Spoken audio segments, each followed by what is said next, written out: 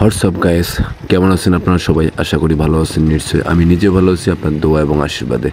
তো দেখেন আমাদের গিয়ার শেপটা কত স্পিডে ঘুরতেছে। তো এভাবেই ইঞ্জিনের গিয়ার শেপ এবং কিকার শেপগুলো ঘুরতে থাকে।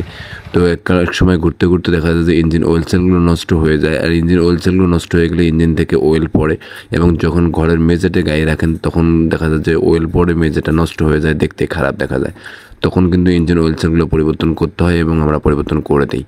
তো আজকে দেখেন কত সহজে খুব ইজিলি ভাবে আমরা পুরাতন ইঞ্জিন অয়েল সেলগুলো বাইর করি এবং নতুন অয়েল সেল কীভাবে ইনস্টল করি। তো আপনারা ভিডিওটাকে স্কিপ না করে পুরো ভিডিওটা দেখতে থাকুন ভিউয়ার্স, আমরা কীভাবে অয়েল সেল বাইর করলাম আর কীভাবে ইনস্টল করতেছি।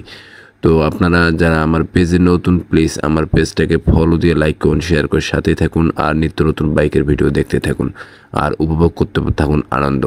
আর আপনাদের যে কোনো মতামত কমেন্ট করুন, আমাকে কমেন্ট করে উৎসাহ দেন। আমি নিত্য নতুন ভিডিও আপনাদেরকে উপহার দেওয়ার জন্য চেষ্টা করব।